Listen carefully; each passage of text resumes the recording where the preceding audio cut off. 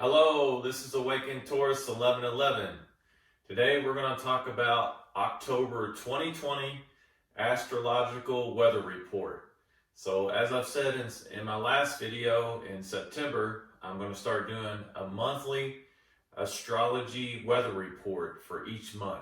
Okay, so for the month of October, first of all, it's Libra season. So happy birthday to anyone that's a Libra that is watching.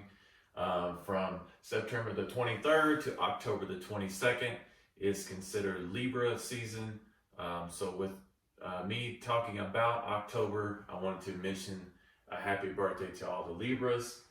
So October 2020, this is another action-packed astrological month.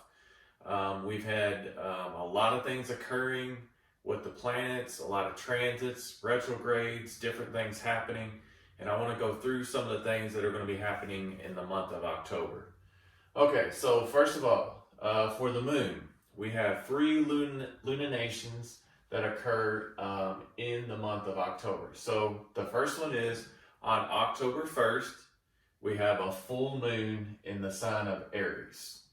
So the full moon that's on October 1st is also considered the harvest moon, and also sometimes called the hunter's moon.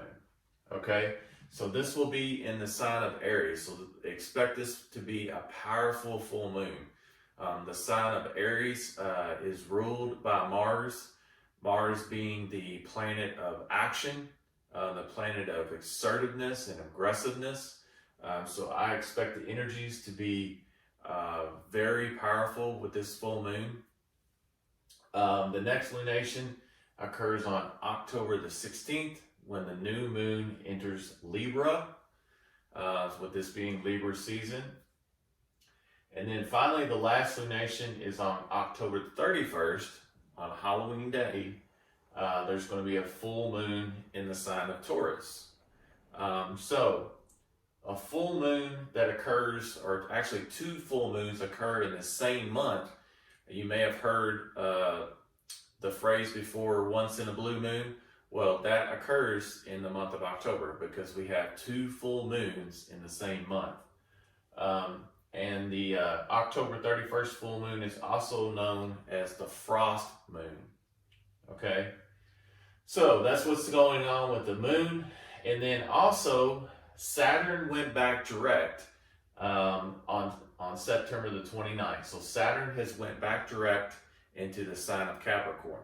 Saturn is a planet of organization. It's a planet of getting your things done, getting things in order. So when Saturn goes back direct in Capricorn, a Capricorn is a sign of hard work, putting in the effort to get something accomplished. So now you have Saturn in direct motion. Pluto's also going into direct motion on October the 4th into the sign of Capricorn.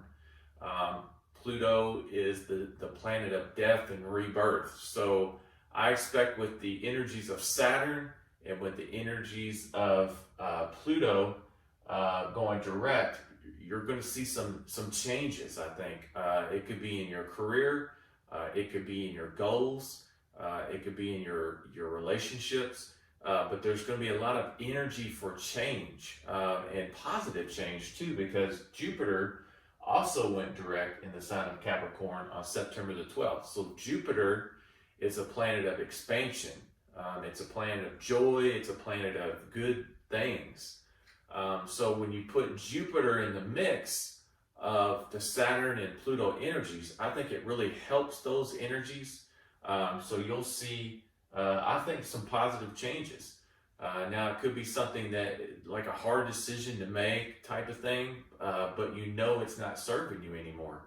And if you resist those changes, it's not going to be as well for you. So the changes that are coming, the changes that you need to make, they can turn out to be positive changes in your life. So there's going to be a lot of energy coming up in the month of October. And then also, Mercury, the planet of Mercury, goes retrograde on October the 13th and will stay retrograde until November the 3rd. It will go retrograde in the sign of Scorpio.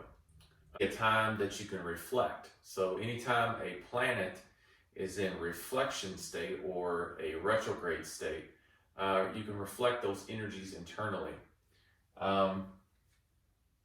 So also what is happening is Mars had went retrograde in September, but it's going to be retrograde the whole month of October. So Mars is natural ruler is Aries. So Mars again is this assertive planet. It's aggressive. It's action oriented. But when it's in retrograde, a lot of those energies get internalized. So it could be a little frustrating, especially if you have strong Aries in your chart. It could be a little frustrating with something you want to move forward with in your life, something that you've thought about, you want to decide about, but then it seems like it's just like a really slow process. But take that time to make good decisions on where you want to go. You may be coming to the realization, yes, I want to go this direction with my life or with this particular area, and just take that extra time while Mars is in retrograde to make those good decisions of where you want to go. Okay. Also, Venus enters Virgo on October the 2nd. So Venus being the planet of love and beauty, it's not really at its home place in Virgo, but it does transit into Libra on October the 27th. So that's also occurring. So this is going to be an action-packed month again. All these transits and retrogrades, these energies, in a lot of ways, they're working against each other. It's like a push and pull with all these different things going on. But really what I think is most prominent is change. You can see it in the media when you turn on the television. It's just time for change. I think not only in our country, but in the world. And I think as we get closer to Jupiter and Saturn going into the sign of Aquarius, which happens in December, I think there's going to be like a lot of stressful type energy because change, when you think about change, it's not always comfortable because it gets you out of your comfort zone. But at the end, when you've made those changes and you start to feel the effects of that new direction you've turned, sometimes that can be really positive. So I think a lot of these changes that are going to occur not only within human beings themselves, but also in our governments, in our political systems. I think we're going to see a lot of change coming as we head into 2021. Obviously this is an election year. So if that nomination changes, which could happen, obviously there would be a different regime in.